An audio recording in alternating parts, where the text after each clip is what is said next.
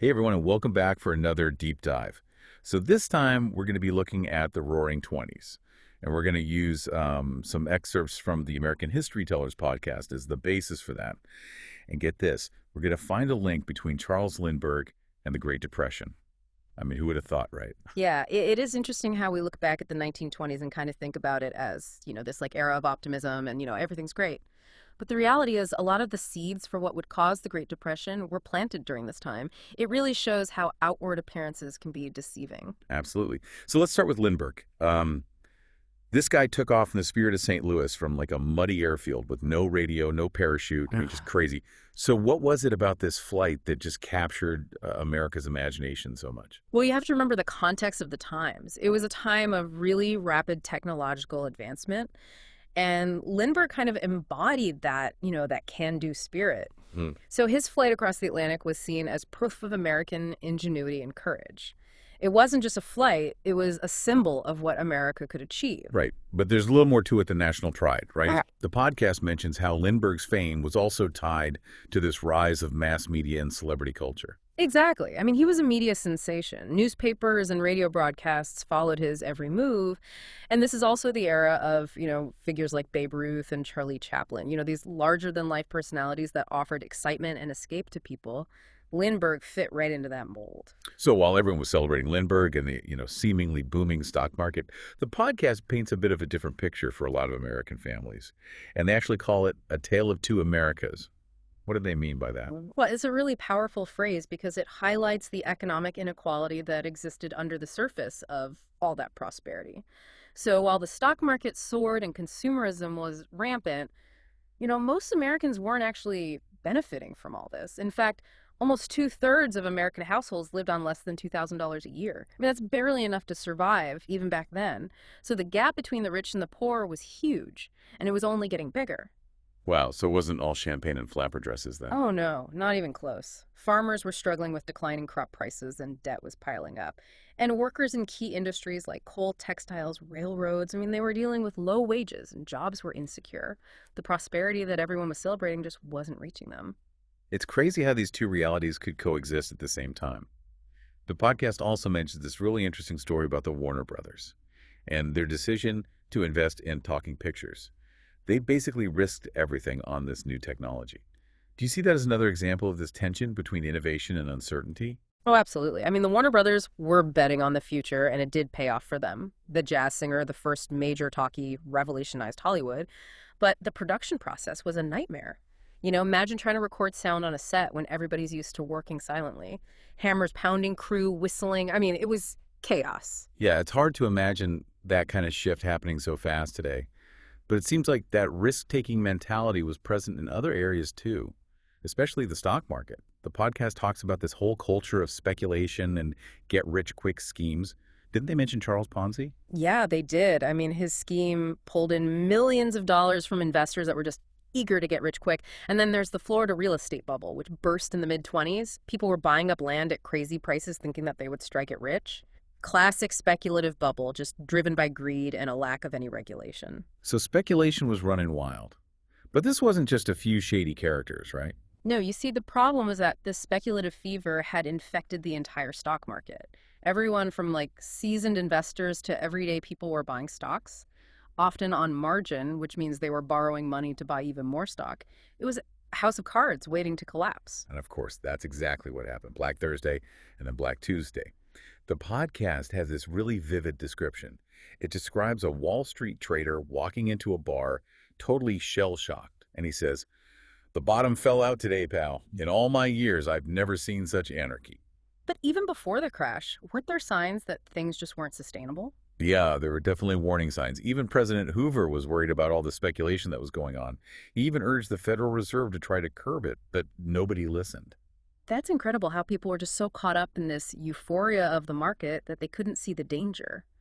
Makes you wonder, is there something inherent about human nature that makes us go through these cycles of boom and bust? It's a question worth considering for sure. I mean, we've seen this happen over and over throughout history. But maybe we should shift gears now and focus on the aftermath of the crash. What were some of the most immediate and significant consequences of the crash? Yeah, the crash sent shockwaves through the whole economy. Huh. Banks started to fail as people panicked and withdrew their savings. Businesses were already struggling, and then they were forced to close their doors, and unemployment just skyrocketed, leaving millions without jobs or income. Yeah, it's hard to imagine just the despair that people must have felt at that time. It's kind of ironic that just a few months before the crash, Hoover declared that America was on the verge of conquering poverty. So, what was his initial response when the crisis hit? At first, Hoover really clung to this belief that the economy would just collect itself. He preferred a hands-off approach, relying on private charities and local initiatives to provide relief. He was really afraid that if the government intervened directly, it would create dependency and stifle initiative. So he basically thought people should just pull themselves up by their bootstraps. But at a time when millions didn't even have boots. Yeah, you could say that. Mhm. Hoover's approach was very much rooted in his political philosophy, which emphasized individualism and limited government. He honestly believed that the private sector was better equipped to handle this kind of crisis than the government. But his policies, they didn't work, did they? No, they didn't.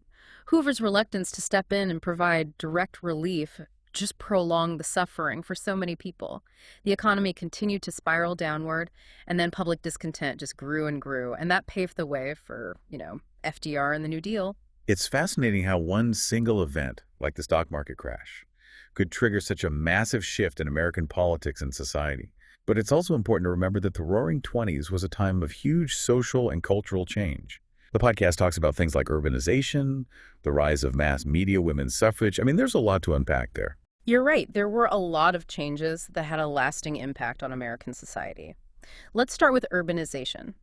The migration of people from rural areas to the cities was a major trend, driven by the promise of jobs and opportunity.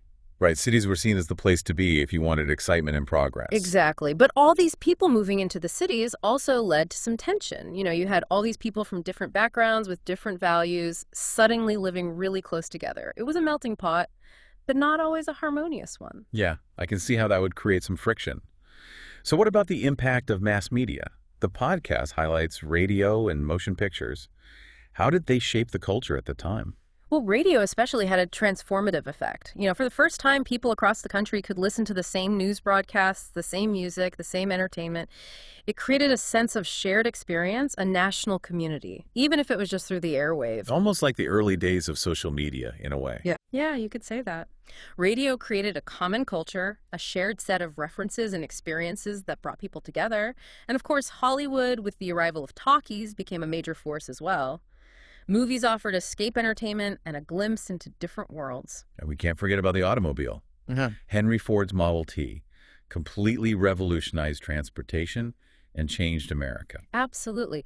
The car gave people a new sense of freedom and mobility. It led to the development of suburbs, the growth of the tourism industry. It really had a profound impact on American culture. The car became the symbol of progress, individualism, and the American dream. It's amazing to think about how something we take for granted today was once such a revolutionary invention. Yeah. But all these changes, urbanization, mass media, the automobile, didn't they also happen alongside some pretty major social and political upheavals? They did. The 1920s was a decade of really intense social and political debate. Take, for example, the passage of the 19th Amendment, giving women the right to vote. That was a huge victory for the women's suffrage movement, a major step forward for gender equality. But it also created a backlash from people who didn't want women involved in politics. So even as society was moving forward in some ways, there was resistance in others. That's right. And this kind of tension between progress and tradition was really a defining characteristic of the Roaring Twenties. That makes sense. Change is really easy, especially when it challenges our deeply held beliefs and norms. And the Roaring Twenties were a time of just unprecedented change. We've already talked about urbanization, mass media, the automobile, women's suffrage. But we should also consider the impact of the Harlem Renaissance. Oh yeah, the Harlem Renaissance. The podcast describes it as this incredible explosion of art, music, and literature coming out of Black communities in Harlem. Is a real celebration of Black culture and identity, wasn't it? It was. The Harlem Renaissance was a pivotal moment in American history. Not just for Black Americans, but for American culture as a whole. Figures like Langston Hughes, Zora Neale Hurston Duke Ellington, they produced groundbreaking work that challenged racial stereotypes and celebrated Black creativity. So even in the midst of all the economic turmoil and social change of the 1920s, there was this amazing outpouring of creativity and art. Exactly. The Harlem Renaissance was a real testament to the resilience and creativity of the human spirit. It reminds us that even in times of crisis, there's always hope, beauty, and the potential for something new and transformative. It's a powerful message, and one that seems particularly relevant today. But as we're getting close to the end of this part of our deep dive, I have a question that's been on my mind. We've talked about the economic excesses of the Roaring Twenties, the speculative bubble, the crash, the hardship that followed. Do you see any parallels between that era and our own time? Are there lessons we can learn from the mistakes of the past to avoid repeating them? Yeah, that's the big question, isn't it? It's easy to look back and say, oh, this is just like the 1920s. I mean, we've seen rapid technological change and economic growth and speculation. But history doesn't really repeat itself exactly. Every era has its own unique circumstances. So how do we apply the lessons of the past without making those simplistic comparisons? Well, I think the key is to look at the bigger picture, look at the patterns of human behavior that lead to these cycles of boom and bust. Like with the stock market in the 1920s, it wasn't just about greed. It was about this belief that things would just keep getting better forever. And that belief was fueled by all the new technology, right? New inventions, new industries, new opportunities. It must have felt like anything was possible. Right, and that kind of optimism can make us blind to the risks. We see it all the time. People get caught up in the moment. They think the good times will last forever, and they don't prepare for a downturn. So you're saying we should be more cautious about rapid growth and progress. Not necessarily. Progress is important. But we need to be aware of the potential consequences, both the good and the bad. We need to ask ourselves who's benefiting from this growth. Are the benefits being shared fairly? Are there systems in place to prevent too much risk-taking and speculation? Those are important questions. It seems like one of the big lessons from the Roaring Twenties is that economic growth without social equity is unsustainable. The podcast talked about how the gap between the rich and the poor made the Depression so much worse. Exactly. When a big part of the population is struggling, even if the overall economy is doing well, it creates a really fragile foundation for long-term growth. It's like building a house on sand. It might look good at first, but eventually it's going to collapse. So what can we do to make sure the benefits of economic growth are shared more broadly? That's a tough question. There are no easy answers. But I think it starts with recognizing that economic inequality isn't just a moral issue, it's an economic issue.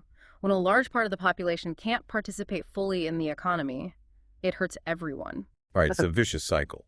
Inequality leads to instability, which leads to more inequality, and so on. Exactly. So to address inequality, we need to do a lot of things. We need to invest in education and job training, make sure people have access to healthcare and housing, and create policies that give everyone a chance to succeed. Those are all good goals. But there's often resistance to those kinds of policies, especially from people who benefit from the way things are. That's true. And that's where the lessons of history can be so helpful. By looking at how past societies have dealt with these same challenges, we can learn what works, what doesn't work, and what the potential dangers are. So the Roaring Twenties isn't just a cautionary tale. It's also a source of valuable lessons that we can use today. Exactly. It reminds us that history isn't just a bunch of dates and events. It's a story that can help us understand the present and make better choices for the future. Well said. As we wrap up our deep dive into the Roaring Twenties, I'm really struck by how complex this era was. It was a time of incredible innovation and creativity, but also a time of deep inequality and social unrest. It ended in economic disaster. But it also paved the way for many of the social and economic reforms that we still benefit from today. It shows that history is rarely simple or straightforward. That's what makes it so interesting. By exploring the complexities of the past, we can better understand the challenges and opportunities we face now. We can learn from the mistakes of those who came before us, and we can be inspired by their successes. Well, on that note, I want to thank you for joining us on this deep dive into the Roaring Twenties. We hope you found it informative and thought-provoking. And as always, we encourage you to keep exploring, keep asking questions, and keep learning from the rich tapestry of history.